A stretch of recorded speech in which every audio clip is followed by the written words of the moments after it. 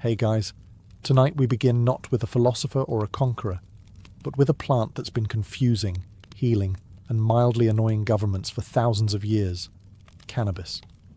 So before you get comfortable, take a moment to like the video and subscribe. But only if you genuinely enjoy what I do here. And let me know in the comments where you're tuning in from and what time it is for you. It's always fascinating to see who's joining us from around the world. Now, dim the lights, maybe turn on a fan for that soft background hum, and let's ease into tonight's smoky little history together. We're in roughly 5000 BCE now, the Stone Age, emphasis on stone. Civilization is still in beta testing. People are inventing pottery, domesticating animals, and dying of things like standing near a mosquito. Somewhere in what's now Siberia, a forager probably tossed cannabis onto a campfire for warmth, took a deep breath, and forgot why they went outside in the first place. Archaeologists later found cannabis seeds in ancient burial sites, which means someone valued this plant enough to take it to the grave, literally. Either it was a sacred ritual or a prehistoric version of "don't bury me without my stash." Given human nature, probably both. At first, cannabis wasn't about good vibes or philosophical musings. It was about survival. The fibers made ropes and clothes, the seeds were edible, and the plant was basically nature's Swiss Army knife. You could sail with it, tie things with it, wear it, and, if you accidentally smoked it, suddenly find the clouds hilarious. Imagine being one of the first humans to inhale it on purpose. No one to explain what's happening, no snacks, no Bob Marley, just raw confusion and a deep conversation with a tree that isn't talking back. Early humans probably didn't think they were getting high. They thought the gods had upgraded their vision. And yet, from that accidental puff, the legend began. A plant that would one day travel the globe, inspire poetry, trigger paranoia, and fund entire reggae albums, all starting with some bored Neolithic farmer who wanted to see what would happen if he set fire to his crops. So, before the word weed even existed, cannabis had already outsmarted us. It found the one species dumb enough to cultivate it, worship it, outlaw it, and smoke it, often in the same century. Humanity, meet your oldest love-hate relationship. Fast forward to 2700 BCE, where China was inventing everything: paper, silk, bureaucracy, and apparently the world's first medical endorsement for getting high. Enter Emperor Shen Nung, known as the Divine Farmer, which sounds noble until you realize it means he spent most of his reign taste-testing random plants to see which ones killed him. The man was basically the world's first drug trial, with no control group. According to legend, Shen Nung discovered hundreds of herbs this way, including ginseng, tea, and yes, cannabis. His book, the Pen to Sao Ching, reads like an ancient yelp for plants. Good for pain, gout, rheumatism, and forgetfulness. Which is impressive, because cannabis probably caused the forgetfulness he was treating. To Shen Nung, weed wasn't a vice. It was medicine. The Chinese didn't roll it up or pass it around. They brewed it into tonics, ground it into powders, and probably called it something wise-sounding like wind in the bones elixir. It treated fevers, calmed nerves, and made people slightly too confident about their poetry. By this point, hemp was everywhere, spun into rope, woven into clothes, written on as paper. Entire towns were basically built out of cannabis. You could live your whole life surrounded by the same plant. Your clothes, your scrolls, your fishing nets, and, if you were lucky, your mild painkiller. It was like living inside an eco-friendly bong. Doctors in ancient China took it seriously. They believed cannabis balanced the body's yin and yang, which is a polite way of saying it chills you out. It wasn't recreational yet, but let's be honest, every civilization that says it's using something for spiritual healing usually ends up giggling at shadows. So while the rest of the world was still inventing fire pits and bad decisions, China had already added cannabis to its pharmacy. Shen Nung might not have known what THC was, but he knew one thing. It made people stop complaining for a while. And in a world full of famine, floods, and Mongols warming up in the distance, that's what you'd call medical progress. While China was busy bottling cannabis into tonics, and pretending it was strictly medicinal, their neighbours on the open grasslands of Central Asia had a simpler idea. Just burn it and breathe deeply. Meet the Scythians, the horse-riding nomads who basically lived outdoors, looked like they hadn't slept since birth, and had a collective attitude best described as armed and unbothered. Around 1000 BCE, these people decided that death rituals were missing something, mainly smoke, not incense, not sage, cannabis. Greek historian Herodotus wrote that the Scythians would throw hemp seeds onto hot stones inside sealed tents.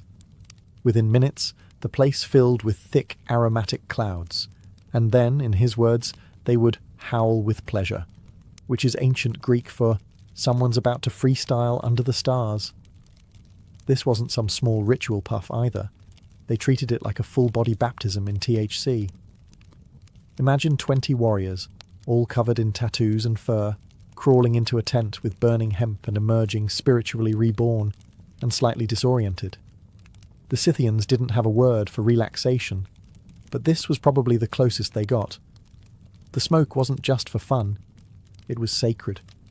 It helped them commune with the spirits of the dead, ease grief, and, let's be honest, make the afterlife sound like a pretty good deal. Archaeologists later uncovered golden bongs, yes, literal gold, buried in Scythian tombs, still coated with traces of cannabis residue. That's right, these ancient warriors died the way they lived, stylish, mysterious, and slightly high. You can't buy that kind of historical commitment. Other cultures eventually copied the idea. From Persia to India, nomads and mystics alike began inhaling cannabis smoke during funerals, festivals, and philosophical debates. Because if you're going to question the meaning of life, it helps if the air itself is giving you ideas. So while the Chinese were boiling their medicine and writing about balance, the Scythians were perfecting the ancient art of the hot box. No fancy rituals, no incense, just fire, smoke, and an unspoken agreement. No one opens the tent flap until someone starts seeing gods. While the Scythians were hotboxing tents on the steppes, India decided to make cannabis holy. Because if you're going to inhale smoke and see visions, you might as well make it sound respectable. By around 1500 BCE, cannabis had made its grand debut in the Atharva Veda, one of the 4 sacred Hindu texts. It was listed as one of the 5 sacred plants, said to be a gift from the gods.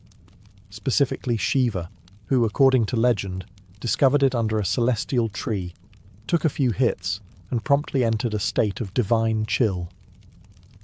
From that day forward, Shiva was known as the Lord of Bhang, which is arguably the coolest religious title in human history. Bhang, by the way, wasn't smoked, it was drunk. Imagine a smoothie made of milk, spices, crushed cannabis leaves, and the vague promise of enlightenment.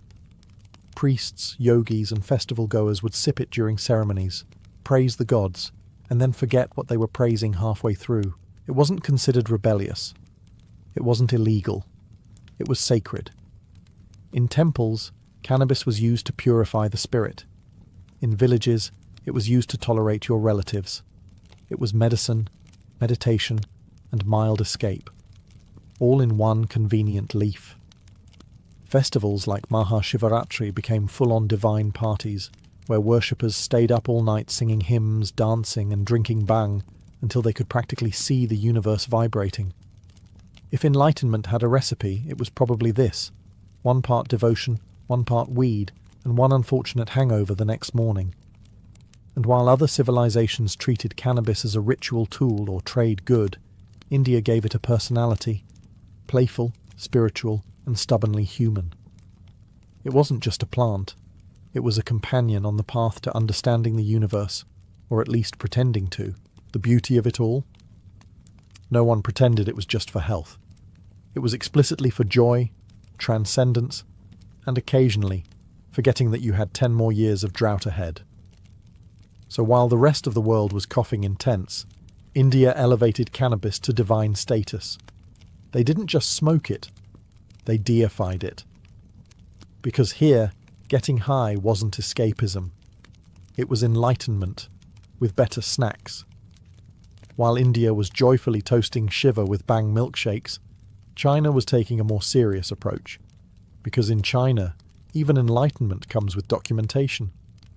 By around 1000 BCE, cannabis had already made its way into Taoist ritual life, which was basically a mix of meditation, alchemy, and doing weird things in caves to become immortal. Taoist monks believed that burning cannabis incense helped them communicate with spirits and see the future, which, if you've ever tried it, probably looked amazing for the first 10 minutes and terrifying for the next 2 hours. In Taoist texts, cannabis was sometimes called the liberator of sin, which sounds uplifting until you realize it also made people wander into forests trying to hug clouds. Monks would burn it during meditations, claiming it helped them open the gates of perception. Translation: they got so high they could hear their own heartbeat in stereo. China's relationship with cannabis was complicated. It wasn't a party drug. It was a philosophical one. Taoists weren't interested in escaping reality. They were trying to merge with it, which is a fancy way of saying, let's get high enough to think the universe is our roommate. Still, the early Chinese were far too organized to let things get out of hand. Cannabis was carefully measured, mixed with other herbs, and written about in scrolls that probably smelled faintly of smoke and regret. You didn't just light up, you followed a procedure, meditated, and hoped not to levitate into a wall. Meanwhile, Confucians, those eternal killjoys, frowned upon anything that loosened the mind too much. The Taoists said cannabis expanded consciousness. The Confucians said it expanded laziness. It was the first recorded drug policy debate in history, and it ended the same way all of them do, everyone pretending to agree, then doing whatever they want at home. Through it all, cannabis remained the quiet companion of China's mystics. Burned in temples, studied by scholars, and probably blamed for at least one lost manuscript. The result? A civilization that managed to turn getting high into a moral, philosophical, and bureaucratic process. Only in China could you inhale the cosmos, but make sure you fill out the right form first. By now, cannabis had earned its place in human civilization, not as a mystical herb or a shady vice, but as the overachieving plant no one could get rid of. You could smoke it, wear it, write on it, build with it, and probably eat it if times got bad. It was the Swiss Army knife of the ancient world, except instead of opening bottles, it opened minds, occasionally too far. In ancient China, hemp wasn't just useful, it was everywhere. Farmers grew it in massive fields, villagers spun it into thread, and scribes turned it into paper. The world's earliest texts were written on hemp, meaning human civilization was literally recorded on weed. Somewhere, a Taoist monk was probably inhaling the same plant another monk was writing, "Stop inhaling this" on. The fibers were legendary, strong, durable, and resistant to decay. Hemp ropes held up fishing nets, tied together ships, and occasionally restrained the same people who got too philosophical after smoking the other half of the plant. Clothing made from hemp lasted longer than marriages, and was only slightly less comfortable. It didn't stop there. Archaeologists have found ancient hemp sandals, bowstrings, and even armor padding, because nothing says battle-ready like a soldier dressed head to toe in cannabis. It's possible that somewhere out there, an army marched into war completely surrounded by hemp, and had no idea they were fighting inside history's first all-natural dispensary. As the plant spread west along trade routes, it conquered new continents without lifting a leaf. The Persians made rope, the Egyptians brewed it into ointments, and the Greeks, naturally, argued about its moral implications over wine. Everyone used it, everyone needed it, and everyone pretended it wasn't slightly suspicious how cheerful their weavers looked all the time. Hemp had become the quiet empire builder. It didn't need swords or soldiers. It simply offered strength, flexibility, and a faintly herbal smell that lingered for centuries. While kings fought over gold, hemp just sat in the corner, waiting for humanity to remember it existed. And eventually, they would. Not for rope, not for scrolls, but for smoke. The era of practical use was over. The age of recreational enlightenment was just beginning. By the time cannabis drifted into ancient Persia, it had already been medicine, rope, and incense. The Persians looked at this miraculous plant and, being Persians, decided it should probably teach them something about the universe. Because in this part of the world, even getting high came with a reading list. The Assyrians were the first to use it regularly, calling it kunubu, which sounds suspiciously like the word cannabis, because it is. They burned it in temples, not for fun, but for divine insight, which is ancient priest code for "we're about to smell colours." When it reached the Persians proper, cannabis quickly found a home among Zoroastrian mystics, who already had fire altars, cosmic dualism, and existential dread. All they were missing was a good mood enhancer. They believed the smoke carried prayers to the heavens, which, to be fair, it did, along with a few brain cells. Then came the philosophers. Persia had no shortage of people who enjoyed sitting cross-legged and debating metaphysics until everyone forgot what the question was. Cannabis fit right in. It dulled pain, softened the edges of reality, and made long conversations about the nature of truth almost tolerable. Ancient accounts mention that some priests used it during rituals to free the mind from doubt. Modern translation: suddenly, everything makes perfect sense. But not everyone approved. As usual, the ruling class caught wind of the idea and panicked. If people could reach the divine without paying temple fees, society might collapse. So cannabis began its long career as a suspicious substance, respected in private, condemned in public, and still passed around behind the incense burner. Persian traders helped spread it further west along the Silk Road, where it picked up new names, new rituals, and a growing reputation for philosophical chaos. By the time it reached Greece, it wasn't just a plant anymore. It was a travelling idea, a portable enlightenment kit with no instructions. So yes, Persia made cannabis philosophical. They turned smoke into spirit, contemplation into a contact sport, and a plant into a debate partner. And like all great philosophical discussions, it ended the same way, with someone saying, "Wait, what were we talking about again?" By the time cannabis floated down the Nile, Egypt was already running on divine bureaucracy. The gods had jobs, the priests had paperwork, and everyone was building pyramids without proper labour laws. Into this mix came cannabis, a small mercy for a civilization that had been collectively overworked for 3,000 years. The Egyptians, being practical, didn't throw big smoke parties like the Scythians or drink bang like the Indians. They used cannabis medically, which is to say, they pretended it was medicine, and then used it for absolutely everything. It appears in the Ebers Papyrus, a 3,500-year-old medical text that lists cannabis as a treatment for inflammation, glaucoma, menstrual pain, and, this is true, bad temper. That last one alone could have saved pharaohs from a few wars. The priests were the main gatekeepers of cannabis use. They mixed it into balms, oils, and incense for temple rituals. Picture a high priest waving a censer full of fragrant smoke while declaring it purely spiritual. Sure, and so is tequila. The idea was that the sweet scent would carry prayers to the gods, and probably made everyone in the temple feel a little closer to them. Cannabis even made it to the afterlife.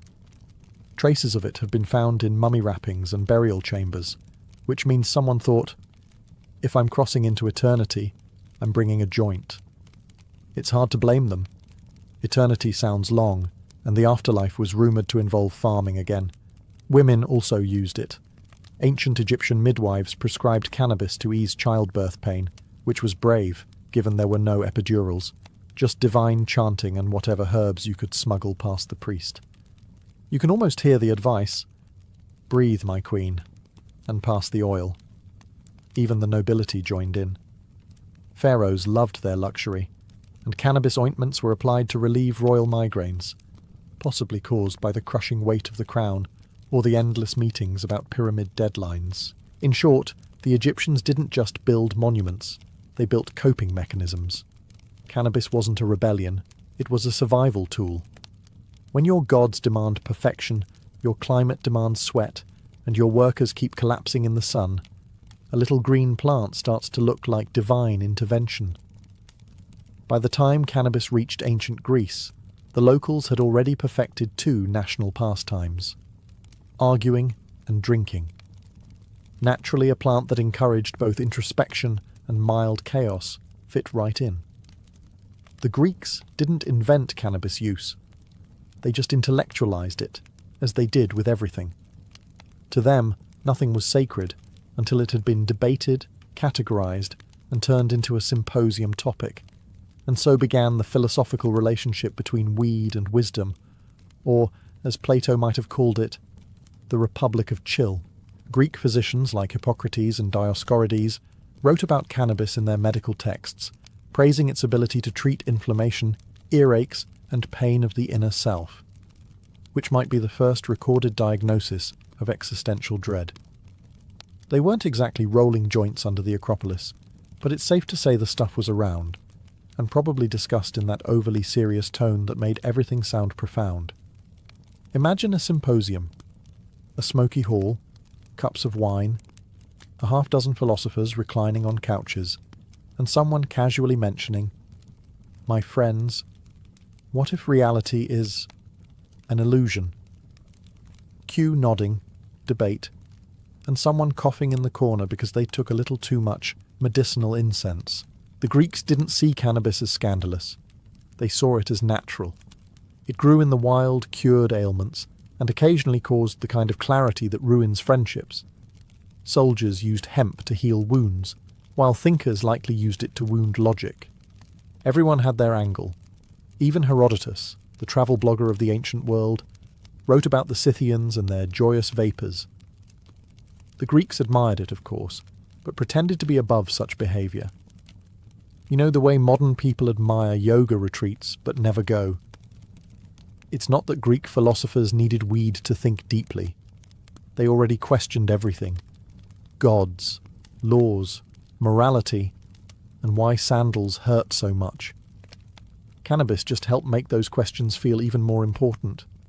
So while Athens debated the meaning of virtue somewhere in a quiet garden, a lesser-known philosopher probably stared at an olive tree for 2 hours and whispered, "I think it understands me."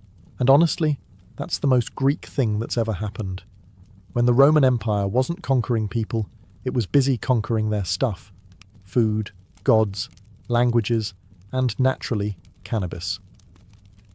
The plant crept into Rome quietly, hitching a ride on trade routes and never leaving. The Romans didn't worship it like the Indians, or philosophize about it like the Greeks. They just used it, complained about it, and wrote manuals on it. To a Roman, cannabis was practical. They used its fibers to make ropes, sails, and tents, essential gear for an empire that couldn't stop invading places. Hemp ropes hauled ships across the Mediterranean, tied prisoners, and occasionally doubled as laundry lines for togas soaked in regret. If Rome had a motto, it might have been Veni, Vidi, Vaped. Doctors loved it too. The famed physician Dioscorides, yes, the same Greek guy, Rome borrowed him like they borrowed everything, recommended cannabis for earaches, gout, and pain of the joints, which, to be fair, was probably half the population after years of marching, fighting, and public orgies. It also supposedly reduced sexual desire, the kind of prescription that instantly made it unpopular with the Senate. Meanwhile, Roman women used cannabis-infused oils for beauty treatments, claiming it softened the skin and eased female complaints. Given the quality of Roman plumbing and diet, that's probably the nicest thing their bodies experienced all year. But don't imagine marble statue stoners lounging around the forum. For Romans, intoxication was a moral issue. Wine was civilized. Hashish? Suspicious. Anything that made you too happy without taxation was a problem. So while hemp was everywhere, actually smoking, it was reserved for foreigners, mystics, and that one uncle who never shut up about the stars. Still, it spread through the empire like gossip at a bathhouse. Roman soldiers carried hemp seeds to distant provinces, unknowingly turning half of Europe into potential farmland for the world's most versatile weed. From Britain to North Africa, cannabis took root, quietly, stubbornly, like every idea Rome tried to suppress. So while emperors toasted with wine and philosophers debated virtue, humble hemp was holding the empire together. literally. Sails, scrolls, ropes, and remedies, all courtesy of a plant no one wanted to admit they secretly respected. Rome may have fallen, but cannabis didn't. It simply waited, patient and green, for the next empire to take credit for discovering it. By the time the Silk Road hit its golden age, cannabis had achieved something every empire dreamed of: total globalization without a single battle. No armies, no conquests, just chill merchants spreading good vibes and better hemp. Picture it: a caravan winding through the deserts of Central Asia, camels groaning, traders sweating, spices perfuming the air, and somewhere in the back, a sack of cannabis seeds labelled "for medicinal purposes." It was the ancient world's version of a carry-on excuse. Along these routes, the plant became a shapeshifter. In China, it was medicine and paper. In India, it was sacred. In Persia, it was wisdom in smoke form. And by the time it reached the Middle East and Africa, it was hashish, portable, potent, and infinitely more fun than religion allowed. Merchants didn't just sell silk and spices, they sold culture. Every trade stop became a swap meet for ideas, stories, and the occasional cloud of aromatic smoke. You could hear Sanskrit hymns blending with Persian poetry, while someone in the corner accidentally invented hotboxing again. The assassins of Alamut, a secretive sect of hashish users in Persia, gained fame along the route. According to chroniclers, mostly biased, nervous Europeans, they smoked hashish before carrying out political assassinations. The truth is murkier. They probably just enjoyed the stuff and were good at stabbing. Still, the legend stuck, and hashashin eventually morphed into our modern word, assassin. A linguistic masterpiece born from paranoia and bad PR. Further west, Arab physicians explored cannabis in medical texts, calling it both a cure for melancholy and a threat to discipline, which, frankly, still describes it perfectly. As for the traders themselves, they discovered an essential truth of business. People will always pay extra for anything that makes them forget they're on a camel for 9 months. The Silk Road turned cannabis into the first truly multicultural plant. It crossed languages, religions, and moral codes, and everyone pretended they were only using it for healing. Whether you were a monk in China, a merchant in Samarkand, or a mystic in Cairo, the smell was the same: smoke, dust, and mild enlightenment. Cannabis had gone viral, and there was no logging off. By the time the Islamic Golden Age rolled around, cannabis had become the polite guest nobody admitted to inviting, but everyone let stay. From Baghdad to Cairo, it wafted quietly through mosques, palaces, and poetry circles, never mentioned too loudly, but always there. The early Islamic world was a cultural powerhouse: algebra, astronomy, medicine, philosophy, and a plant that made all of those things just a little more interesting. Scholars like Avicenna and Al-Razi wrote about cannabis in their medical works, describing it as useful for pain, digestion, and calming of the spirit, which is medieval code for take one and stop arguing about theology for 5 minutes. But Islam had a complicated relationship with intoxication. The Quran forbade alcohol, fair enough, but didn't say much about weed. That left room for interpretation, and wherever interpretation exists, humans immediately find a loophole. Thus, the rise of hashish, the original grey area of divine law. The Sufi mystics embraced it fully. These were the spiritual poets and dancers of Islam, the ones spinning in circles and claiming union with God through music, prayer, and occasionally substances that made God seem unusually chatty. For Sufis, cannabis wasn't a vice, it was a bridge. A fragrant, slightly giggly bridge to the divine. Meanwhile, the religious establishment frowned. Hashish dens popped up from Egypt to Persia, filled with scholars, merchants, and people who were definitely supposed to be somewhere else. Authorities called it a moral plague. Preachers condemned it as the herb of idleness. And yet every crackdown failed, mostly because the enforcers also needed to confiscate large amounts of evidence for personal testing. By the 13th century, Hashish had become the era's open secret. Poets praised it, rulers banned it, doctors prescribed it, and beggars smoked it. Everyone had an opinion, and half of them forgot what it was mid-sentence. So while Europe was busy burning witches and bathing occasionally, the Islamic world was debating whether cannabis brought you closer to God or just closer to a nap.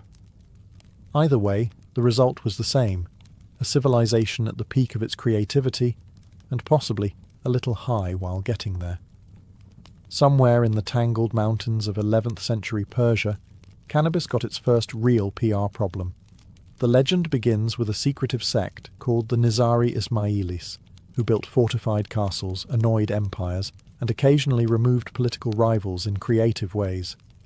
Their leader, Hassani Saba, ruled from a mountain fortress called Alamut, a name that roughly translates to eagle's nest, because murder headquarters didn't test well with the neighbours. According to medieval rumour, his followers, the Hashashin, smoked hashish before carrying out assassinations, moving in a blissful haze of divine purpose. Chroniclers swore that the drug made them fearless, devoted, and very stabby. It's an exciting story, and almost certainly nonsense. In reality, there's no evidence these men ever used hashish before missions. The myth was probably cooked up by their enemies, who needed a good excuse for why an elite team of mountain zealots kept outsmarting entire empires. Blaming the drugs was easier than admitting the other side just had better planning. "They're not geniuses, they're high," became the medieval version of damage control. But the story spread faster than a rumour at a crusader camp. European knights returned home whispering tales of Eastern killers intoxicated by strange herbs. The word Hashashin mutated through languages until it became assassin. And just like that, a religion, a tactic, and a drug fused into one sensational headline that lasted 900 years. Ironically, the Nizari Ismailis were scholars, engineers and diplomats more than anything else. They built libraries, negotiated treaties, and only killed people when absolutely necessary, which admittedly was still quite often. The idea that they got high before missions probably came from the same chroniclers who believed dragons lived in Ethiopia. Still, the damage was done. Hashish was forever linked with shadowy violence, even though the real connection was medieval gossip and a chronic lack of fact-checking. So next time someone says, "assassin," remember, it started as an overblown rumour about a group of bookish Persians who may or may not have enjoyed herbal incense. The myth survived, the castles fell, and cannabis gained a new reputation, from sacred plant to suspicious substance. And humanity, as usual, learned absolutely nothing from it. By the time cannabis drifted into medieval Europe, the continent had already developed a refined system for handling new ideas. Fear them, ban them, then quietly use them anyway. Hemp had been around for centuries as rope, oil, and fabric. No one thought twice about it. But the moment someone decided to light it up instead of spin it, the church got involved. To be fair, medieval Europe wasn't exactly in a mood for experimentation. Between crusades, famines, and the occasional plague wiping out a third of the population, people were barely holding it together. The church controlled everything: law, medicine, and your odds of eternal happiness. And it wasn't thrilled about substances that made peasants giggle during sermons. Still, cannabis slipped through the cracks. Monks grew hemp in monastery gardens to make parchment and prayer ropes, all while writing moral condemnations of sinful herbs. It's safe to assume at least one monk tried the product and had a profound spiritual moment involving a candle flame and 37 Gregorian chants. By the 13th century, doctors and apothecaries were quietly prescribing cannabis oil for pain, fever, and what they delicately called female complaints. It worked, which made it suspicious. Anything that cured suffering without divine intervention raised eyebrows, and usually torches. The church preferred its miracles to come from heaven, not from someone's backyard. Meanwhile, travellers returning from the Crusades brought stories of hashish dens in the east, dark rooms full of relaxed people who weren't killing each other. Naturally, Europe found this horrifying. Chroniclers described Saracens who smoke madness into their souls. Translation: they looked happy, which was clearly evil. Before long, cannabis joined the growing list of things the church disapproved of: pagan rituals, heresy, women reading, and now good moods. Officially, it was labelled a devil's herb. Unofficially, it was still being used by midwives, herbalists, and anyone with chronic back pain and a realistic view of God's priorities. So, Europe managed to take a versatile, harmless plant and turn it into a moral crisis, a skill it still hasn't lost. Hemp stayed legal as long as it behaved, but the moment it hinted at pleasure, it was excommunicated. Thus began Europe's longest-standing tradition, being both terrified of and dependent on the same thing. By the late Middle Ages, cannabis had done what most humans couldn't: survived everything. Empires rose and fell, languages changed, entire civilizations burned. And yet, the same scrappy green plant just kept growing wherever people were stressed and soil existed. Europe used hemp for everything: ropes, sails, paper, and clothing. The age of exploration was basically powered by weed, not the fun kind, but the kind that held up ships. Columbus wouldn't have made it to the New World without hemp rigging, hemp caulking, and probably hemp underwear. So yes, in a way, cannabis accidentally discovered America. Still, its reputation remained divided. To the working class, it was a practical crop. To doctors, it was medicine. To the church, it was one more thing to blame for moral decay. Every group needed it, hated it, or both, which is more or less the story of civilization. By the Renaissance, scientists were dissecting everything from corpses to philosophy, and cannabis quietly snuck back into medicine cabinets. Apothecaries sold it for pain, seizures, and sleeplessness. Poets hinted at it in verse. And while Europe still officially frowned upon pleasure, it had also just invented gin, so judgment was a bit selective. Then came the colonial era, where cannabis sailed across oceans again, this time in every direction. The Spanish planted it in the Americas, the Portuguese took it to Africa, the British industrialized it. Every empire claimed it was introducing a useful agricultural resource, which is history's polite way of saying, we're cashing in. By the 19th century, cannabis had gone from sacred to scandalous to scientific. Victorians used it in tinctures for nerves, sleep, and hysteria, while politely ignoring that half their society was addicted to laudanum. Doctors praised it. Artists painted about it. Then, as always, governments panicked and outlawed it, because nothing frightens authority like people being relaxed. And yet, here we are, thousands of years later, still debating the same plant. A plant that outlived pharaohs, philosophers, popes, and prohibition. It built ships, healed wounds, started myths, and occasionally made people stare at wallpaper for hours. Humanity keeps trying to control cannabis, but somehow it always slips through our fingers. One puff, one poem, one perfectly rolled piece of history at a time. Rome, 1480. A city so drenched in sin that even the angels were rumoured to carry handkerchiefs over their noses. Into this perfumed cesspool of power and corruption was born Lucrezia Borgia, daughter of Cardinal Rodrigo Borgia, the man who would later become Pope Alexander VI. From the moment she drew her first breath, Lucrezia wasn't so much a child, as she was a political pawn in human form. Her father, Rodrigo, wasn't known for restraint. He had mistresses, children, enemies, and probably a few people who were both. Her mother, Vanozza dei Catane, was one of his long-time lovers, a Roman widow with ambition and patience, enough to tolerate a man whose moral compass pointed strictly toward personal gain. Together, they produced several children, but Lucrezia was the jewel, intelligent, charming, and suspiciously useful. By the time she could walk, deals were being made in her name. Imagine being 6 years old and already promised to secure an alliance between noble families who'd never even met you. That was Lucrezia's reality. Her early education wasn't about dolls or prayers. It was about rhetoric, diplomacy, and the art of looking harmless while quietly plotting someone's downfall. Still, young Lucrezia was no villain. Not yet.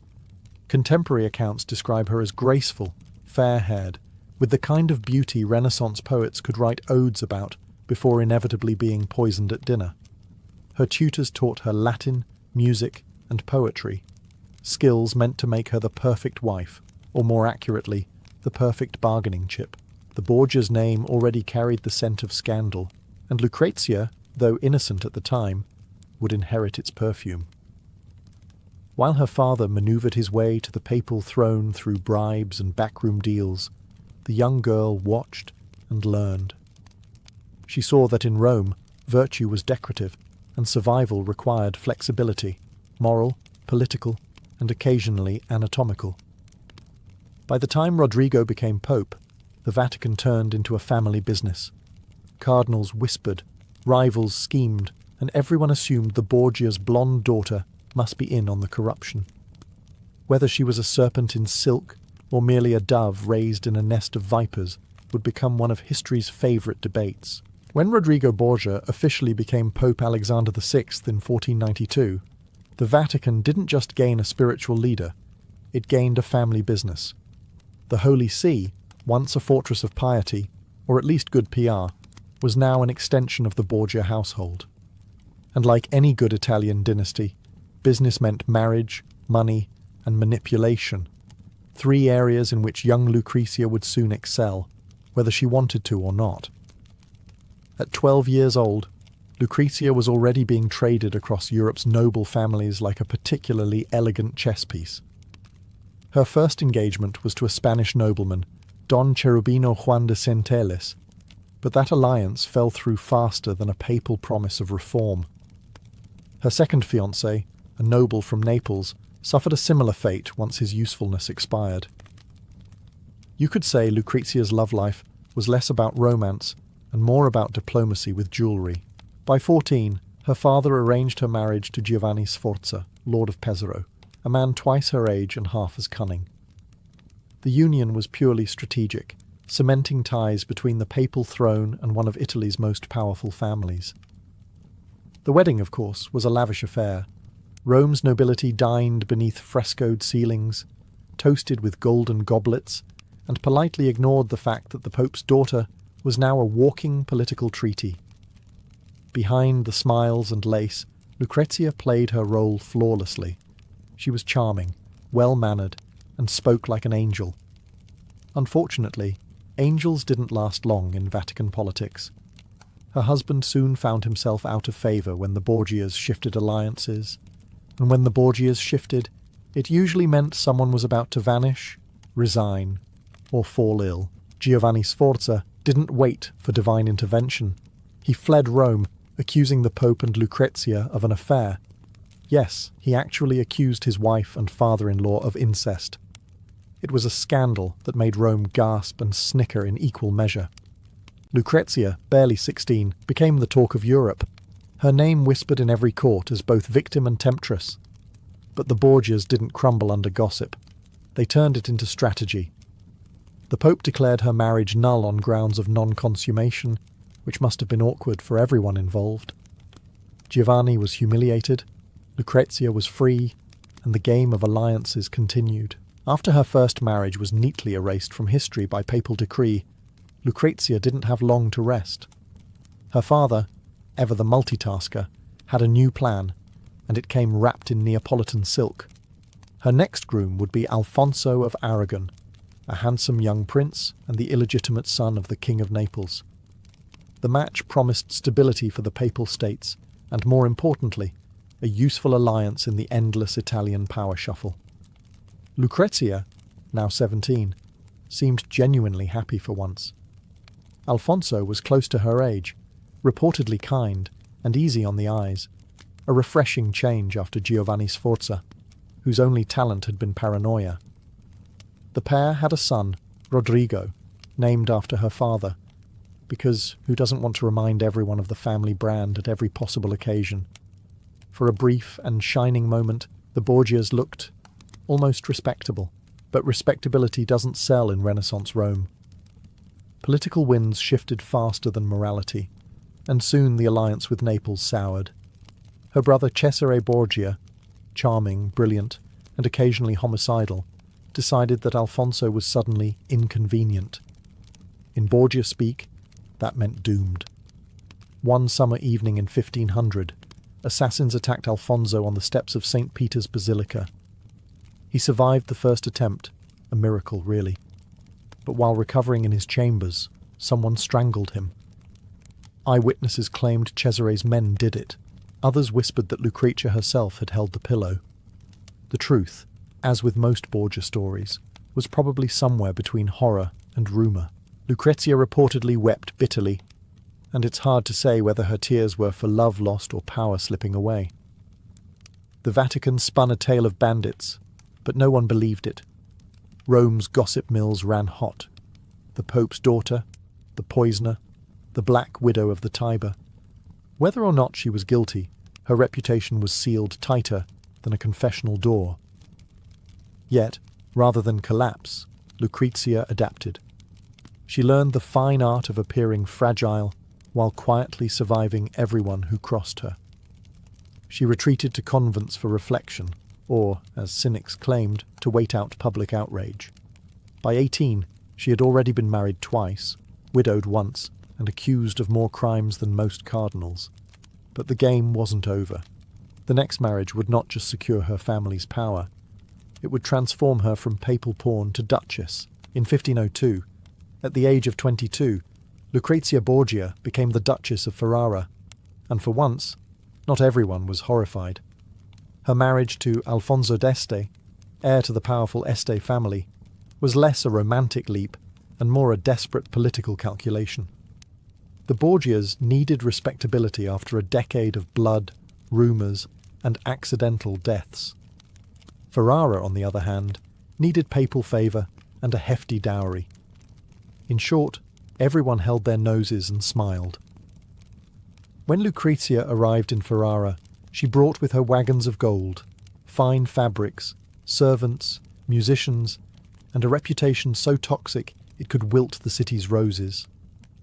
The Este court, renowned for its refinement, didn't know what to make of her. Courtiers whispered that she carried poison in her rings, that her perfume was laced with arsenic, and that kissing her hand might be fatal. One poet even wrote that her smile contained both heaven and hell. He wasn't wrong, it was Renaissance Italy after all. But to their surprise, Lucrezia didn't come to destroy Ferrara. She came to rebuild herself. Instead of scandal, she offered culture. She turned the court into a glittering centre of art and music, hosting poets, scholars, and philosophers. Even Niccolò Machiavelli, who wasn't easily impressed, spoke of her political grace. For a woman whose name had become a curse, Lucrezia's reinvention bordered on miraculous. Her marriage to Alfonso wasn't particularly affectionate. He was more interested in cannons than conversation, but it was stable. He valued her intellect and trusted her to manage affairs while he was away. She became the duchy's unofficial diplomat, negotiating between feuding powers and writing letters that dripped with tact and charm. Still, ghosts from Rome lingered. Her father, Pope Alexander VI, died in 1503, supposedly after a bad batch of poisoned wine meant for someone else. Cesare Borgia's empire crumbled soon after. Overnight, the Borgia name went from untouchable to unmentionable. Lucrezia, ever pragmatic, quietly distanced herself from her infamous past. In Ferrara, she was no longer the Pope's daughter or the alleged poisoner. She was the Duchess, elegant, composed, and determined to outlive the legends that haunted her. And for a time, she succeeded. The serpent of Rome had shed her skin, and what emerged was a woman of astonishing poise. But peace, in her world, never lasted long. By the time the ink dried on her Ferrara marriage papers, Lucrezia's world had already begun to unravel. Her father, Pope Alexander VI, died in 1503, and the circumstances of his death were pure Borgia irony. The story goes that he and Cesare accidentally drank poisoned wine intended for someone else. Whether divine justice or poor labelling, the result was the same. The mighty patriarch was gone, and the family's web of influence began to dissolve faster than holy water on a hot brazier. For Lucrezia, it was both freedom and disaster. Without her father's protection, the Vatican turned on the Borgias like wolves. Her brother Cesare, the family's brutal enforcer, lost everything: his lands, his armies, his political leverage. Captured, imprisoned, and eventually killed in Spain, he became a tragic echo of his former self. The man who once made princes tremble now bled out on a roadside at 31. The fall of the Borgias left Lucrezia stranded in a sea of enemies. In Rome, her name was synonymous with sin. In Ferrara, it was still a polite scandal. The courtiers whispered about her family's downfall, the poisonings, the incest, all the familiar bedtime stories of the Renaissance. Yet she didn't flinch. If anything, she became quieter, colder, more calculating. In Letters to Allies, Lucrezia wrote with a tone of melancholy grace, describing herself as a woman of misfortune. It was a careful choice of words. She never denied her past. She simply outlived it. While her relatives were stripped of titles and chased from cities, she remained securely in Ferrara, navigating the political ruins like a survivor of a shipwreck who found herself standing on an island of gold. Her husband Alfonso, initially wary of his infamous bride, began to rely on her more. She handled correspondence, managed estates, and entertained ambassadors with a level of refinement that made her indispensable. The Duchess of Ferrara might have been born in scandal, but she had mastered the art of endurance. Still, there was an invisible shadow in her chambers, the knowledge that her family's name would never be cleansed. Rome had fallen silent about the Borgias, but silence, as Lucrezia knew, was rarely innocent. It was the kind of silence people use when they're waiting for the next rumour to be true. By the early 1510s, Lucrezia Borgia had completed the most improbable transformation in Renaissance Italy, from the Vatican's scandalous daughter to one of its most admired duchesses. Her court in Ferrara became a sanctuary for poets, painters, and philosophers, a sort of cultural rehab centre, where tortured geniuses could complain about the Pope over good wine. Under her patronage, Ferrara blossomed into a jewel of the Italian Renaissance. She sponsored writers like Ludovico Ariosto, whose Orlando Furioso would become a literary masterpiece. Musicians such as Josquin des Prez and Antonio de Cabezon performed at her court, filling the ducal palace with sacred hymns and suspiciously secular ballads. The Duchess herself played the lute, wrote poetry, and hosted salons that made Florence's Medici circles look downright provincial. What made Lucrezia remarkable wasn't just her taste, it was her subtle power. While Alfonso obsessed over fortifications and artillery, the man could talk about cannon calibers for hours, she handled diplomacy with velvet gloves. Ambassadors from France, Spain, and Venice wrote of her intelligence and charm, often adding, with thinly veiled awe, that she seemed nothing like her family. Still, whispers followed her everywhere. Visitors would glance around the grand halls of Ferrara, admire the frescoes, sip her wine, and then quietly ask whether she still kept a vial of poison among her perfumes. The Renaissance loved nothing more than redemption wrapped in suspicion. Privately, Lucrezia's life was less glamorous. She bore several children, endured miscarriages, and faced the cold practicality of a husband more soldier than lover. Yet she never allowed tragedy to define her. In letters, she spoke of faith, music, and the peace of the soul, words that sounded less like confession and more like self-preservation. Her relationship with the church remained complicated.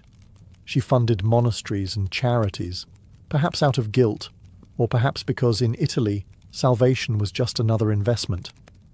She even befriended reform-minded clerics, though always with careful distance. After all, when your family once ran the papacy like a crime syndicate, you don't get to preach about holiness. In Ferrara, Lucrezia had built what Rome had denied her, legitimacy. But the Renaissance had a cruel sense of timing, and even duchesses who escaped their pasts could not escape mortality. By 1512, Lucrezia Borgia's carefully rebuilt life began to crack beneath the weight of grief. Her elegant Ferrara court, once alive with laughter, poetry, and debate, turned sombre. The woman whom Europe had once painted as a temptress was now defined by loss. Her son Rodrigo, the child she had with Alfonso of Aragon years before, died suddenly at just 12 years old. The boy had been living in Naples, far from his mother's reach, and the news hit her like a dagger dipped in memory. Letters from the time describe her anguish in chilling detail. "I am left with no comfort," she wrote to a confidant, "except the prayers I whisper at dawn." The tone wasn't political, it was human. For a woman accused of every sin under the sun, she suddenly appeared almost saintly in her sorrow. But fate wasn't finished twisting the knife. 2 more of her children died in infancy, and her health began to fail. Some said it was heartbreak, others whispered poison. Old habits die hard. But the truth was simpler. Years of childbirth, stress, and the Renaissance's poor medical hygiene had taken their toll. Yet, even as tragedy closed in, Lucrezia's dignity only deepened. She turned increasingly toward religion, not in the fire and brimstone way of her papal father, but with a quiet, personal devotion. She corresponded with monks, gave generous donations to convents, and spent long hours in prayer. The court chroniclers, those same men who once called her the Viper of Rome, began to refer to her as the Christian Duchess. Her husband Alfonso, a man more comfortable with cannons than condolences, reportedly grew to admire her resilience. He even began to rely on her judgment again, though she was often ill and withdrawn. The irony wasn't lost on anyone. The woman once accused of scheming through poison and lust now represented piety and composure. To outsiders, it looked like redemption. To Lucrezia, perhaps, it felt more like exhaustion.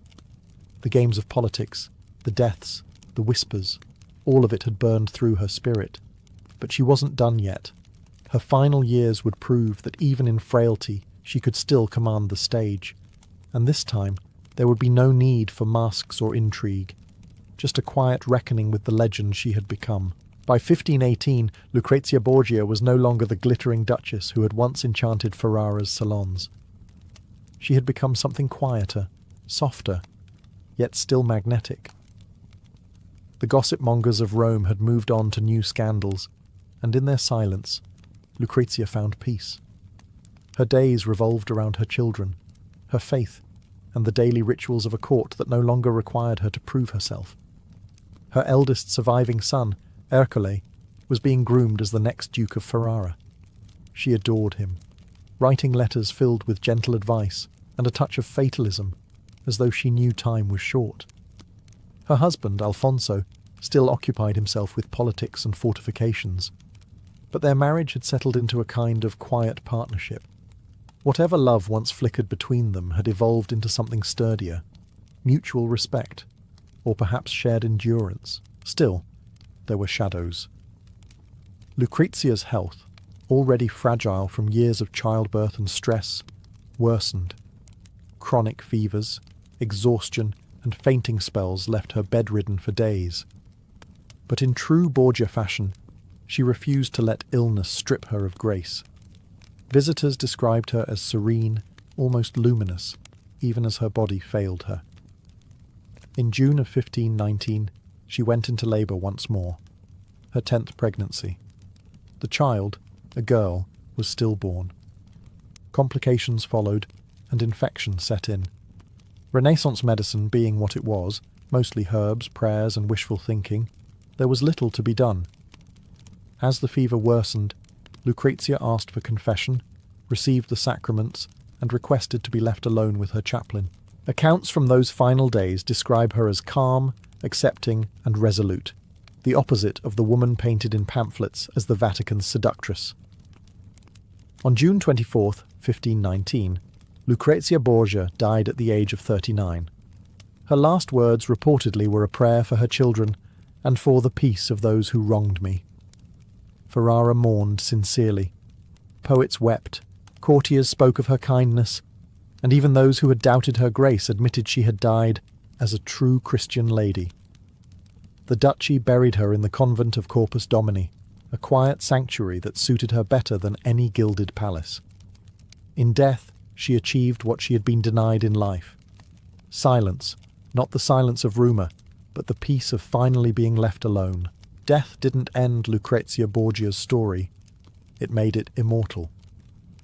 Within months of her passing, the pamphlets, poems, and chronicles of Europe went to work, reshaping her life into myth. To some, she was the perfect Renaissance monster, the Pope's daughter who dabbled in poison, lust, and intrigue. To others, she was the innocent pawn, a woman trapped in a web spun by men far more ruthless than she. The truth, as always with the Borgias, was both and neither. Writers of later centuries adored her contradictions. Victor Hugo painted her as the deadly femme fatale of his 1833 play Lucrece Borgia. Donizetti turned that same myth into an opera, letting her voice soar through arias of guilt and vengeance. Painters portrayed her with golden hair and cold eyes, one hand clutching a goblet, the other resting on a skull, half Madonna, half executioner. Even Machiavelli, who had met her brother Cesare, hinted that her political finesse made her as formidable as any prince. Yet those who read her surviving letters found something different. A woman who spoke tenderly of her children, who worried about convent accounts, who prayed daily, and who signed her name, "Your most devoted Lucrezia." There was no venom, no seduction, only intelligence and melancholy. Her legend survived because she embodied the Renaissance contradiction itself. Beauty and corruption, grace and ambition, sanctity and sin. She lived in an age where men poisoned cities and called it diplomacy. But because she was a woman, her every smile became suspicion. The same world that forgave popes for murder never forgave Lucretia for surviving it. Centuries later, historians began to reclaim her humanity. Modern scholarship sees her not as the she-devil of Rome, but as a political survivor born into an impossible family. She played her role because she had no choice, and played it well enough to leave a legacy that still captures imaginations 500 years later. In the end, Lucrezia Borgia became exactly what history loves most, a riddle with perfect handwriting. Whether she was saint or serpent depends on who tells the tale. But one thing is certain. Few women ever danced so gracefully on the knife's edge between damnation and immortality. And even in death, the world kept whispering her name. At the heart of ancient Rome, between the Aventine and Palatine hills, stood a monument to chaos and glory, the Circus Maximus. It wasn't just an arena. It was Rome's beating heart, pulsing with dust, danger, and divine madness. On race days, half the city poured in. Over 200,000 people packed shoulder to shoulder, shouting, sweating, and praying that their favourite team wouldn't crash before the first turn. From a distance, the circus looked like a sun-bleached colossus, stretching nearly 600 metres long. Inside, it was pure frenzy. Senators reclined under silk awnings, their rings glittering in the light. Commoners cheered from the stone terraces, waving scraps of coloured cloth, red, blue, green, or white, the banners of their beloved racing factions. Even the emperor himself would lean forward when the signal dropped. As eager as the butcher or baker seated below, trumpets blared. The charioteers, young men with more courage than sense, tightened their reins and whispered prayers to Fortuna, goddess of luck. Horses stamped and snorted, their bronze fittings glinting under the sun. Then, with a blast of the mapper, the white starting cloth, the race erupted. 12 teams thundered forward, wheels clattering, sand exploding under hooves. The noise was so loud it made the marble quake, the air filled with the smell of sweat, leather, and burnt oil. In a heartbeat, the crowd was possessed, shouting names, cursing rivals, clutching bets. And the danger was no illusion. One wrong turn at the spina, the central divider, and a charioteer could be flung into the stands, or crushed beneath his own horses. Death came fast in the circus, but so did fame. A victorious driver could earn the adoration of thousands, his name sung in taverns for weeks. To Romans, the circus wasn't just entertainment, it was religion in motion. Each race felt like a prayer, each crash like divine punishment.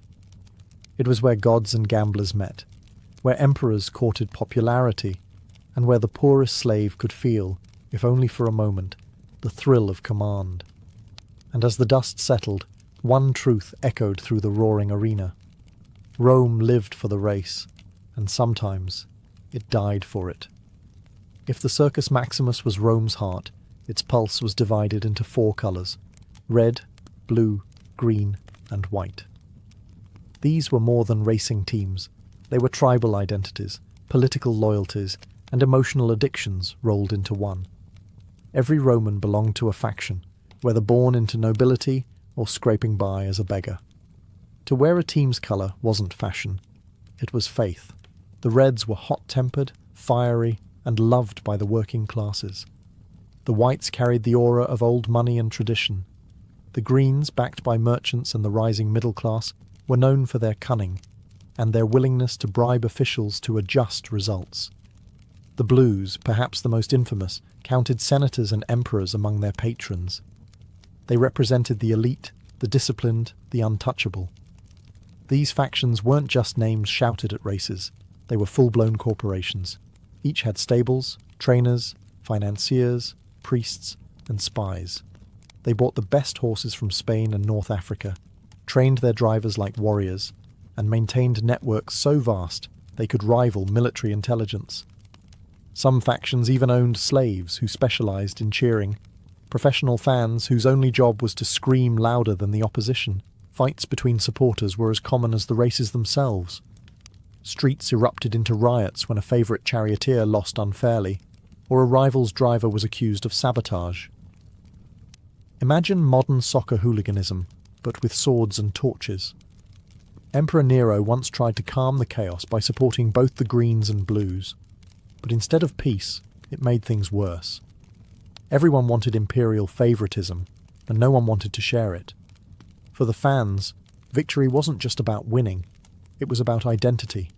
If your faction triumphed, you walked home taller. If it lost, you drowned your shame in cheap wine and vowed revenge next time. Children were baptised in team colours. Wives left husbands who supported rival factions. More than one duel began over whether a driver from the Greens had intentionally clipped a Blues wheel. In the end, the Circus Maximus wasn't just a racetrack. It was Rome's social battlefield. And when the colours clashed, it wasn't horses that collided. It was the soul of the empire itself.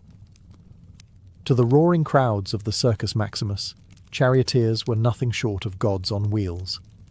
They were the rock stars of ancient Rome, adored, envied, and often dead before 30. Their names echoed through taverns and markets: Scorpus, Diocles, Porphyrius, men who could turn a lap around the spina into a small eternity of glory. But behind the glamour was grit. Most charioteers weren't born noble. They were slaves, bought and trained by the racing factions from a young age. The lucky few earned freedom through victories. The luckier ones lived long enough to spend it. Training began in the stables, where boys learned to harness 4 horses at once, 2 tons of muscle, chaos, and divine temperament. The reins were wrapped around their waists, so if they fell, the horses dragged them until the ground stopped them, or didn't. Each chariot was a lightweight death trap of wood and leather, built for speed, not safety. Drivers leaned forward, knees bent, whipping their horses while watching for rivals trying to cut them off at the turning posts. The trick was balance: lean too far, and you flipped; too slow, and you were crushed from behind. One race could turn a nameless slave into a celebrity, or into a stain on the track. Still, the rewards were irresistible. A successful charioteer could earn tens of thousands of sesterces per season, fortunes that rivaled senators. The legendary Gaius Apuleius Diocles retired after 24 years of racing with a fortune equivalent to hundreds of millions today. He could have bought a city.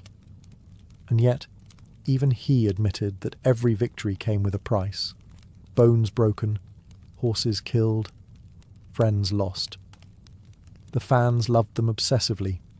They painted portraits of their favourite drivers on walls, wore miniature charms in their likeness, and shouted prayers for their safety. Some even left offerings at shrines to ensure their idol's success: hair, coins, or, in true Roman fashion, curses against rival racers. The charioteers knew the truth. They weren't just athletes, they were gladiators on wheels. Every race was a battle disguised as sport, and every lap a flirtation with death. And in a city that worshipped spectacle, dying dramatically was almost as good as winning. When the signal dropped and the mapper fell from the magistrate's hand, time itself seemed to hold its breath. The gates burst open, and 12 chariots lunged forward like unleashed beasts. The roar of the crowd hit like thunder. For the next 7 laps, roughly 5 miles, the Circus Maximus became a storm of speed, dust, and danger.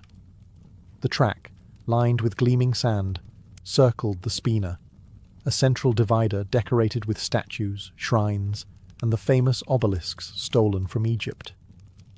These sacred markers gave the race a sense of divine theatre, men battling for glory beneath the gaze of gods. But nobody was thinking about Apollo or Neptune when the wheels started rattling. They were thinking about survival. Charioteers leaned low, the reins wrapped around their bodies for control, the whip flicking with deadly precision. The 4 horses, a team called a quadriga, had to move as one organism, each responding to the driver's slightest twitch.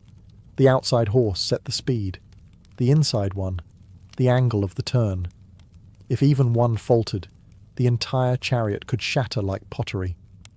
The most dangerous part of the race was the meti, the turning posts at either end of the spina. Here, men gambled their lives for inches. A skilled driver hugged the post so close that his wheel might scrape stone. A careless one clipped it and went flying. Crashes, called naufragia, shipwrecks, were the crowd's favourite spectacle. Horses screamed, wood splintered, and bodies were flung into chaos. The crowd howled with bloodthirsty glee. Women fainted, gamblers tore their tunics, emperors leaned forward in fascination. Even when a charioteer fell, the race didn't stop. The next driver simply steered around the wreckage, sometimes using fallen rivals as obstacles to block the competition. Each lap was marked by the turning of bronze dolphins or eggs mounted along the spina. Simple counters, but they drove the tension to fever pitch. 6 dolphins down, 1 to go. The crowd screamed itself hoarse, and when a driver crossed the finish line, dust-caked and trembling, the noise could shake the heavens. It wasn't about horses or skill anymore. It was about Rome itself, reckless, magnificent, and utterly addicted to the roar of victory. Beneath the thunder of hooves and cheers, another war raged. One fought with coins, curses, and pure obsession. Betting at the Circus Maximus wasn't a side hobby. It was Rome's unofficial religion. Senators, soldiers, and slaves all gambled on the races, united by one universal truth. Fortune favoured no one for long. Bookmakers prowled the stands with wax tablets, taking wagers on everything. The winning colour, the number of crashes, even whether a favourite's horse would make it past the first turn. Spectators handed over coins like offerings to the gods, whispering their hopes to Fortuna, the goddess of chance. For many, she was more reliable than Jupiter himself. The sums were staggering. Wealthy patricians bet entire estates on a single race, while poor labourers staked their week's pay hoping to strike it rich. Some won fortunes overnight. Others ended the day half naked, having sold their cloaks to pay debts. It wasn't uncommon for a gambler to hurl himself from the stands after a crushing loss. A dramatic exit the Romans almost admired. The charioteers themselves were part of the gamble. Factions bribed stable hands for inside information, whether a horse was sick, a driver injured, or a wheel sabotaged. Rumours spread faster than wildfire, and the odds changed with every whisper. Rome, ever the empire of spectacle, turned even deceit into entertainment. But betting wasn't just about money. It was tribal warfare disguised as sport. Faction supporters fought in the streets after bad races, blaming corruption, divine injustice, or sheer bad luck. During one infamous riot, fans of the Greens and Blues set parts of the city ablaze, because apparently, sportsmanship was not a Roman virtue. Even emperors couldn't resist the fever. Caligula reportedly bet enormous sums on his beloved green faction, and once threatened to execute a charioteer who lost him a race. Nero, never to be outdone, entered as a driver himself, and of course declared victory even after falling out of the chariot. At the Circus Maximus, money flowed like blood, and both were spilled freely. The crowd didn't just watch the races, they lived them, bled for them, and sometimes died because of them. For Rome, it wasn't gambling. It was destiny, just with worse odds. In the age before marble statues and imperial cults stole the spotlight, charioteers were the true celebrities of Rome. These men, lean, sunburned, and usually one crash away from oblivion, wielded fame greater than generals.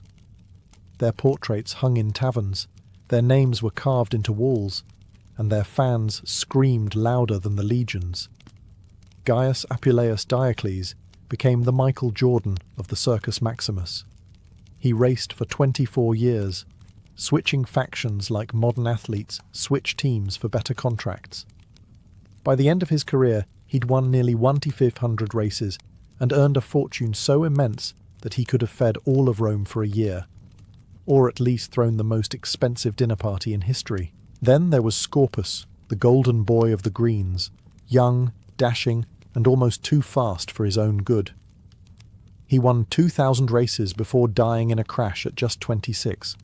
The crowd wept, as though Jupiter himself had fallen from the sky. His tombstone still reads, "I carried off the victory palm 1,000 times, but I was cheated of my youth." These men weren't noble, but the Romans didn't care. The public adored them because they defied everything Rome's rigid society stood for. A slave could rise higher than a senator if he could handle the reins. Freedmen, foreigners, even those born into poverty became idols through sheer daring. It was the most democratic form of worship the empire ever knew, and with fame came indulgence. Successful drivers lived like kings, expensive villas, servants, lovers, and more wine than a Bacchic feast. The factions guarded them like prized war horses, offering bribes, bodyguards, and sometimes poison to keep rivals away. There were fan clubs, groupies, and jealous street gangs. When a driver changed teams, riots could erupt, as if Julius Caesar himself had switched sides mid-battle. They were adored and hated in equal measure, praised for their skill, cursed for their arrogance, immortalized in mosaics and graffiti. For Rome's masses, these men embodied everything thrilling and terrible about their world: glory, danger, and the promise that anyone, no matter how low born, could touch immortality. In a city of emperors, it was the charioteers who made the people truly roar. To the untrained eye, the Circus Maximus looked like a racetrack. To anyone who lived in Rome, it was the most powerful political arena in the empire. The roar of the crowd wasn't just about horses, it was about loyalty, ideology, and control. Emperors knew this all too well. A happy mob was a quiet mob, and the fastest way to keep them quiet was with bread and circuses, panem et circenses. Politicians sponsored races to buy favour. The bigger the games, the more generous the host appeared.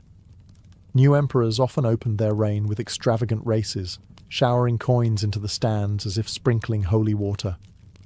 The crowd roared not only for speed, but for gratitude. Temporary, fleeting, but enough to keep daggers out of imperial backs. The factions themselves were miniature political parties, each with its own patrons in the Senate and the palace.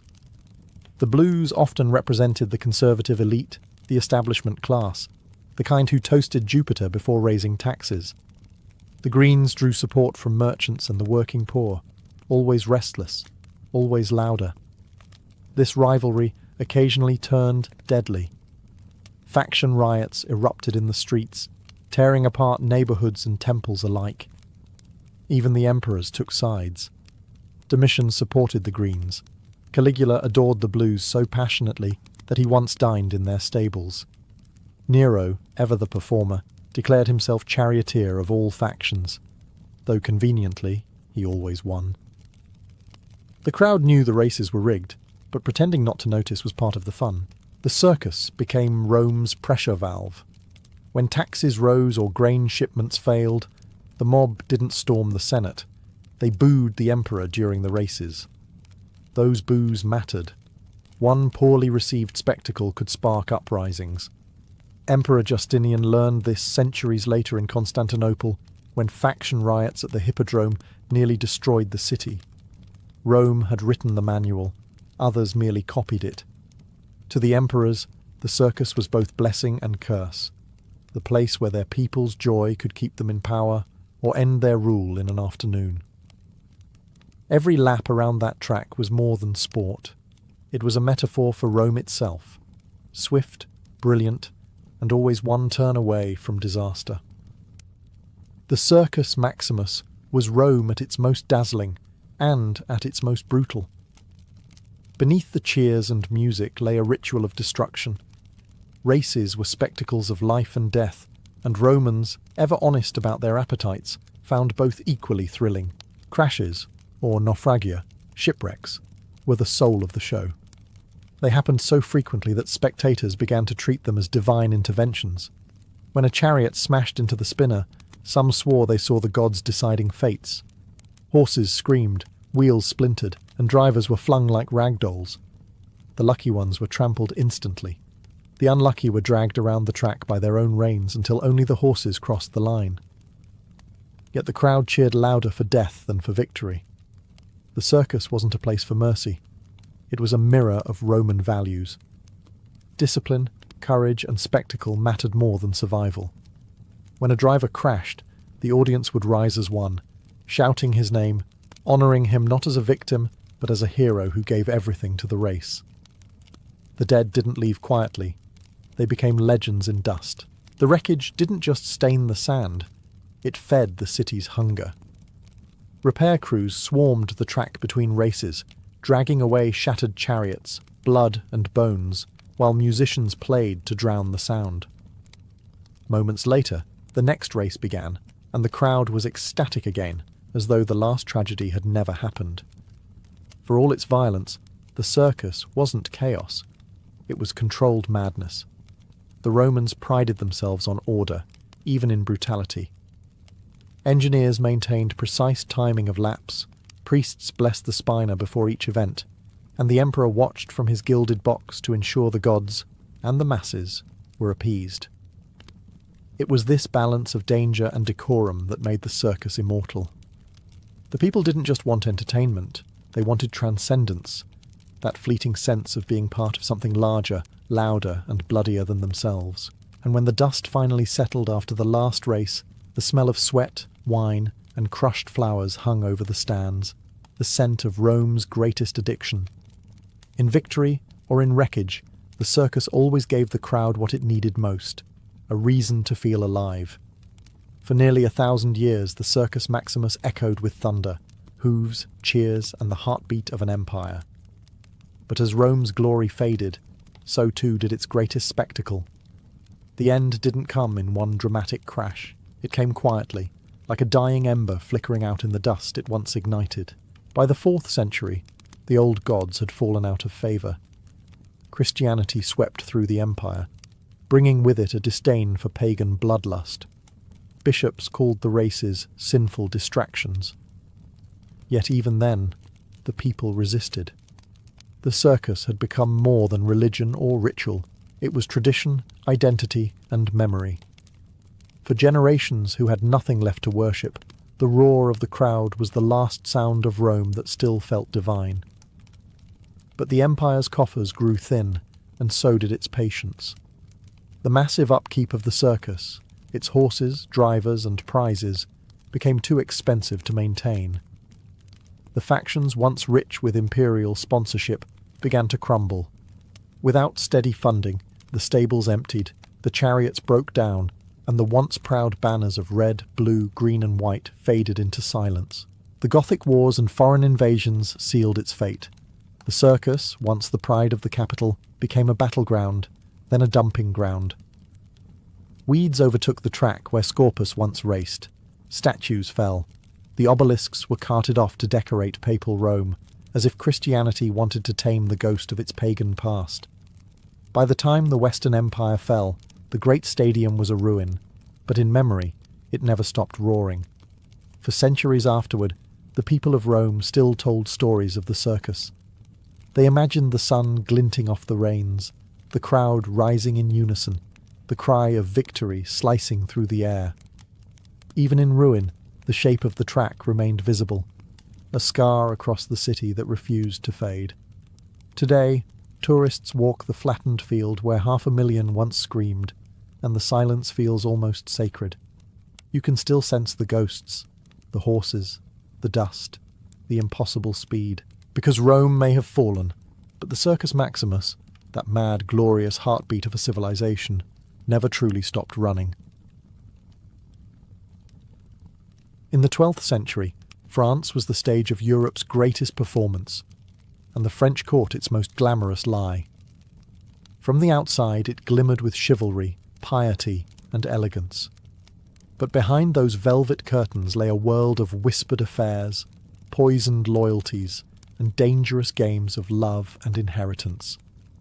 King Louis VII, pious to the point of obsession, dreamed of a holy kingdom governed by virtue. His courtiers, however, dreamed of something far more earthly. Each other's spouses, fortunes, and titles. The court at Paris and later at Poitiers buzzed with poetry and scandal in equal measure. Troubadours sang of courtly love, that polished poetic form of adultery that somehow made cheating sound divine. A knight could pledge his pure devotion to a married lady, and if her husband objected, well, clearly he just didn't understand romance. At the centre of this glittering hypocrisy stood Queen Eleanor of Aquitaine, bold, intelligent, and far too alive for the dull religiosity of her husband. She brought with her a southern sensuality that the northern clergy found terrifying. Eleanor's court became a paradise for poets, lovers, and opportunists. There, love was sport, gossip was currency, and fidelity was a matter of creative interpretation. The nobles played their parts well. Behind every gallant bow and polite smile was a calculation, a favour owed, a rumour planted, a letter exchanged at midnight. Marriages were political traps, not unions of affection. One wrong word, one misplaced glance could destroy an entire lineage. The court's moral theatre stretched from the halls of Paris to the great duchies of Champagne and Aquitaine. In these glittering chambers, where minstrels recited verses about unattainable love, real women and men risked their lives to make those verses true. Affairs weren't just acts of passion, they were acts of defiance, a rebellion against arranged marriages and rigid hierarchies. But the 12th century court was a dangerous stage. Behind the lace and Latin poetry, there were spies, priests who confessed secrets to bishops, servants who overheard lovers, and nobles who weaponized rumour as efficiently as any sword. In this kingdom dressed in silk, every kiss was political, and every act of love could be the start of a war. If France had a heartbeat in the 12th century, it pulsed through Eleanor of Aquitaine. Born into one of Europe's wealthiest duchies, she was everything the medieval world pretended women weren't supposed to be. Brilliant, seductive, and dangerously independent. When she married Louis VII of France, the match was supposed to unite piety and power. Instead, it created one of the most combustible pairings in royal history. Louis was devout, cautious, and utterly humorless, the kind of man who would apologize to God before enjoying dinner. Eleanor, by contrast, was raised in Aquitaine, a land of poetry, music, and open flirtation. She found Louis's court stifling, his priests exhausting, and his obsession with confession particularly inconvenient for her ambitions. The Queen's charisma drew poets, knights, and even crusaders into her orbit. She wasn't just a consort, she was the cultural engine of France. But admiration easily turned to rumour. During the Second Crusade, Eleanor accompanied her husband to the Holy Land, and tongues wagged across Europe. Chronicles whispered that she spent more time in the company of her handsome uncle, Raymond of Poitiers, than with her husband. Whether true or not, it was the sort of story that burned reputations faster than torches through parchment. When the royal couple returned to France, the marriage was a corpse wearing a crown. Louis, humiliated and convinced of divine punishment, sought annulment. Eleanor, meanwhile, didn't mourn. She strategized. Within weeks, she secured a marriage to Henry of Anjou, soon to become Henry II of England. It was one of the boldest political moves in medieval history. The woman who had been Queen of France now became Queen of England, and brought half of southwestern France with her. Paris was scandalized. Bishops condemned her immodest haste. Nobles whispered that no woman could change kings so easily without witchcraft. But Eleanor didn't need witchcraft, only intelligence and timing. She had turned personal humiliation into geopolitical triumph. With her departure, the French court lost its brightest flame. But in England, Eleanor's story, and her appetite for intrigue, was just beginning. The scandalous queen had merely changed kingdoms, not her nature. And soon, her influence would shake Europe again. When Eleanor of Aquitaine married Henry of Anjou, soon to be Henry II of England, Europe held its breath, and then immediately started gossiping. The union united England, Normandy, and Aquitaine into one vast empire, but it also joined two of the most combustible personalities of the Middle Ages. Henry was brilliant, restless, and explosively temperamental. Eleanor was equally intelligent and twice as proud. Together, they were magnificent and utterly disastrous. At first, their marriage burned bright. Henry admired her wit and experience, and Eleanor enjoyed finally having a husband who wasn't terrified of her. Their court became a theatre of intellect and ambition. Diplomats marvelled at their power. Troubadours sang of their beauty, and enemies trembled at their combined influence. But in a court where words were weapons, affection quickly turned into rivalry. Henry's appetite for control was legendary. He managed his lands, his clergy, his barons, and, disastrously, his wife, as though all were extensions of his crown. Eleanor, accustomed to ruling in her own right as Duchess of Aquitaine, chafed at being reduced to a royal ornament.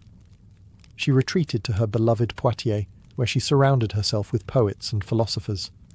But behind the verses and dances, rebellion brewed. Rumours swirled through both courts. Henry kept mistresses, some noble, some not. Eleanor, wounded but defiant, began corresponding with discontented nobles, and most dangerously, with her sons. Their letters, written in careful code, spoke of honour, inheritance, and justice, polite medieval words for revolt. The turning point came when Henry's relationship with Rosamund Clifford, his longtime mistress, became public. Chroniclers later embroidered the story with jealousy and poison, claiming Eleanor hunted Rosamund through a labyrinth with a dagger in hand. While likely apocryphal, it captured the truth in spirit. Eleanor's humiliation was not something she would forgive. By the time she reached her 50s, the queen who had once charmed Europe now stood at the centre of a family civil war. Her sons, Richard, Geoffrey, and Henry the young king, rose against their father with Eleanor's quiet blessing. In a world ruled by kings, Eleanor's pen had become her sword, and the scandal that began as a domestic quarrel would soon shake the thrones of both England and France. By 1173, the great Angevin Empire, ruled by Henry II and shadowed by Eleanor of Aquitaine, was not so much a family as a battlefield with royal titles. Henry's sons were handsome, ambitious, and fatally aware that their father had no intention of letting them rule anything meaningful. They had the crowns, but he had the keys. The eldest, Henry the young king, had been crowned during his father's lifetime, but was treated more like a decorative heir than a co-ruler. Richard, destined for legend as the Lionheart, seethed in Aquitaine under his mother's influence, while Geoffrey of Brittany schemed with the cunning of a man twice his age. Eleanor, exiled from court and nursing years of humiliation, saw in her sons a chance for vengeance disguised as justice. The rebellion began quietly. Letters, alliances, promises. Eleanor encouraged her sons to rise against their father, framing it as a fight for autonomy rather than revenge. Soon, the French king Louis VII, her former husband, joined the cause, proving that in medieval politics, grudges had excellent memory. France armed the sons, and the empire cracked. Henry, furious and betrayed, crushed the rebellion with brutal efficiency. His soldiers tore through Aquitaine, castles loyal to Eleanor fell one by one. When the revolt collapsed, Henry's rage turned homeward.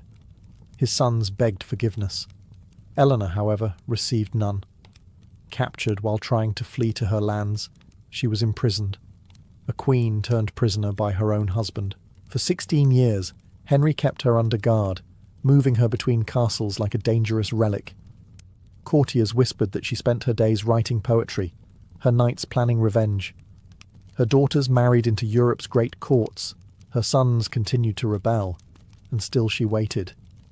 To the outside world, Henry had triumphed. Yet the victory soured. His sons despised him, his allies distrusted him, and his wife, the most brilliant woman in Christendom, became a living symbol of his tyranny.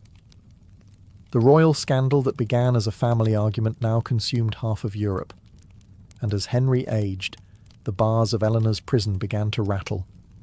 For nothing in history stays confined forever, least of all a queen with unfinished business. For 16 long years, Eleanor of Aquitaine lived behind stone walls, a queen reduced to rumour. Locked away by Henry II, she was moved from castle to castle under heavy guard. Her crime wasn't treason in the legal sense, it was far more unforgivable. She had defied her husband publicly and brilliantly. In the 12th century, that was rebellion enough. But even in captivity, Eleanor remained a presence.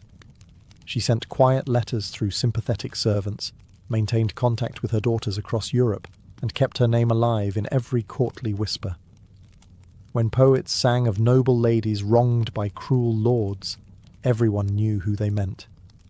Henry could cage her body, but not her legend. The king, meanwhile, was slowly devoured by his own dynasty. His favourite son, Henry the young king, died in rebellion, begging his father's forgiveness on his deathbed. Geoffrey of Brittany was trampled to death in a tournament. Only Richard and John remained, one noble, one venomous, and both would betray him in their turn. Henry's pride began to rot from within. His long affair with Rosamund Clifford ended in tragedy when she died, leaving the court heavy with gossip that Eleanor had somehow reached her rival from afar. The labyrinth, the poisoned cup, all myths, but myths born of fear. Even imprisoned, Eleanor's reputation for vengeance haunted him. By 1189, age and exhaustion had stripped Henry of the fire that once built an empire. His sons rebelled again, this time led by Richard, with Eleanor's blessing. The French king Philip II, son of her old husband Louis, joined the assault. Surrounded, sick, and betrayed, Henry finally surrendered. When he saw the list of rebels and found John's name, his youngest and once beloved son, he reportedly turned his face to the wall and muttered, "Now, let everything end." And it did. Henry died that same year, broken by family and fortune. When the news reached her, Eleanor was released, not in triumph, but in inevitability. The queen who had once shaken thrones stepped back into daylight at nearly 70. And as her chains fell away, so too did the last shadow of Henry's reign. The prisoner was free, and ready to rule once more. When Henry II died, the crown passed to his most formidable heir, Richard the Lionheart, warrior, crusader, and his mother's truest son. His first act as king was not to parade through London or punish his father's allies. It was to free Eleanor of Aquitaine. After 16 years of confinement, she walked out of captivity with the dignity of a woman who had known she'd win eventually. The court gasped. Age had not diminished her presence. At nearly 70, Eleanor still commanded rooms with a glance. She wore her years like armour. And Richard, ever the soldier, understood that his mother's mind was sharper than any general's sword. He made her his co-ruler in practice, if not in title. She governed in his absence, managed his treasury, and brokered peace where his temper could not. But even this new reign carried its share of scandal. Richard's own passions, whispered to include both men and women, fed endless court gossip. His mother ignored it. She'd seen far worse. Instead, she focused on keeping his vast empire from imploding while he chased glory in the Third Crusade. When Richard was captured and held for ransom by the Holy Roman Emperor, it was Eleanor who saved him.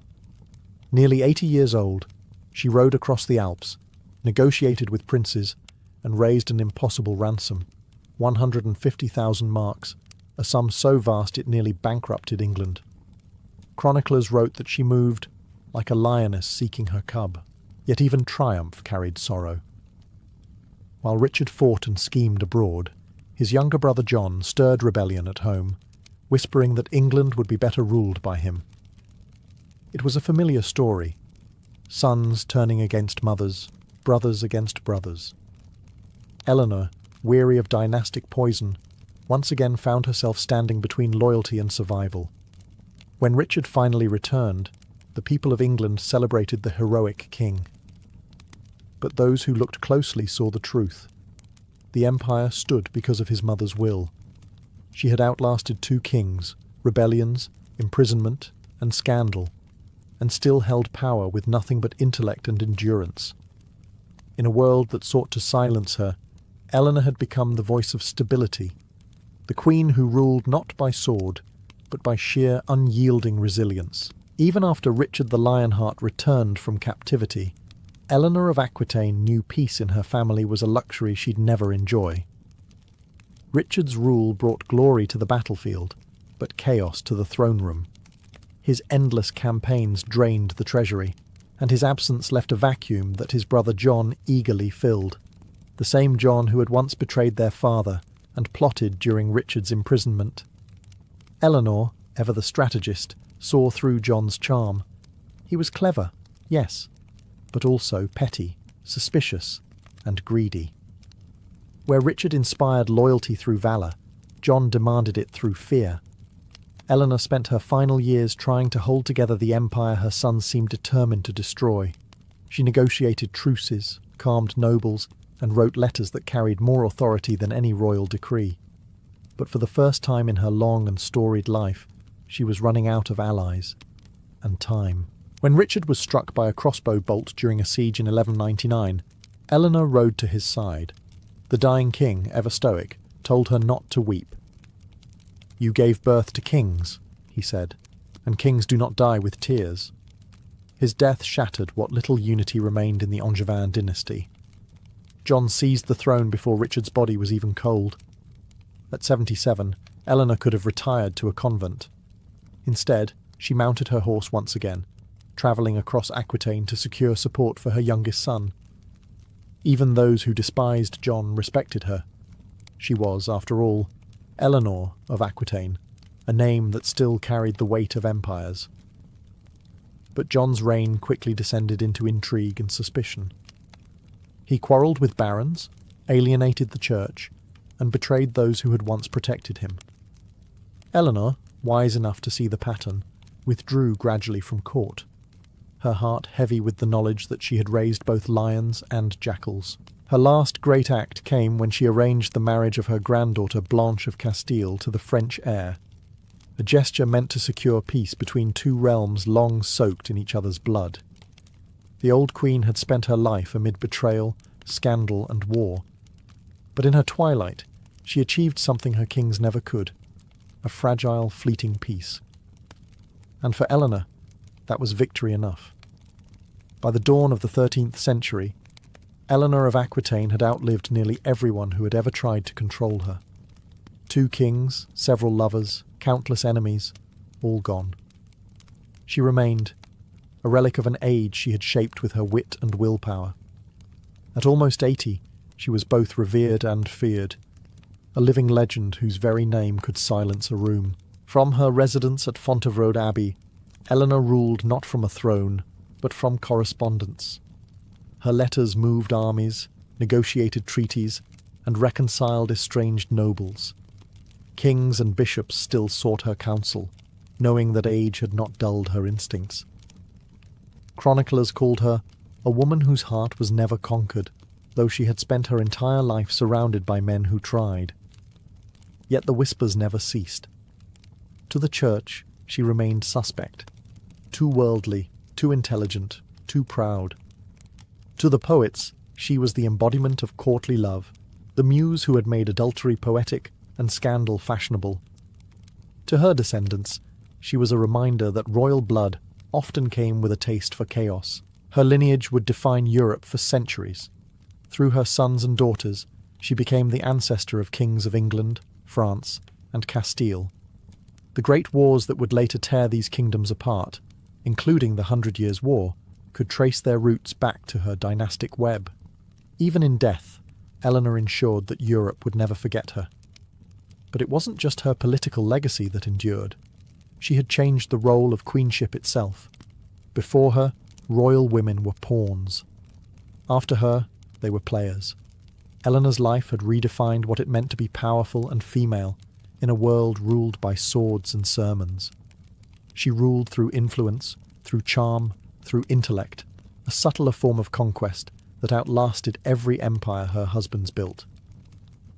In 1204, Eleanor passed away peacefully at Fontevraud, where she was buried beside Henry II and Richard the Lionheart, two men who had loved her, defied her, and never truly escaped her shadow.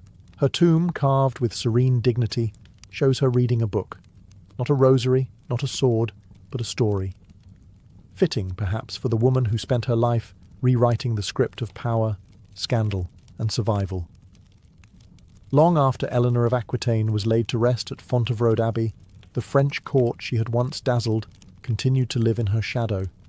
Her name became shorthand for everything that made the 12th century glitter and rot at once. The dangerous mix of passion, politics, and pride that no priest could ever quite cleanse from the kingdom's conscience. In Paris, troubadours still sang of queens who loved too boldly and knights who fell too far. But everyone knew the songs traced their origins to Eleanor's own salons, the courts of love she once held in Poitiers, where noble women judged cases of infidelity with the gravity of bishops and the humour of sinners. Those tales of romantic lore became the foundation of chivalry, yet they were born from gossip and scandal. The irony was deliciously medieval. Her descendants inherited not only her lands but her talent for controversy. Her son, John of England, would become infamous for betrayal and tyranny. Her grandson, Louis IX of France, would spend his life trying to sanctify the royal image she had so artfully tarnished. The French chroniclers who came after her couldn't decide whether to condemn or worship her, and so they did both. To some, she was Jezebel in silk. To others, the last great mind before the darkness of war. Even centuries later, writers like Jean Froissart and Christine de Pizan painted her as both sinner and saviour, the woman who turned adultery into art and rebellion into diplomacy. The Church never forgave her independence. Historians never stopped being fascinated by it. She was the scandal that refused to die, and perhaps that was her greatest triumph. While men like Henry and Richard filled chronicles with their battles, Eleanor's battlefield was human nature itself. She ruled not through armies, but through influence, the most enduring weapon of all. By the time the 12th century gave way to the 13th, the ideals of courtly love, political intrigue, and royal scandal had become inseparable from French identity. Behind the hymns and heraldry still lingered the echo of her laughter, the sound of a queen who had outwitted kings, rewritten morality, and made scandal itself a form of immortality.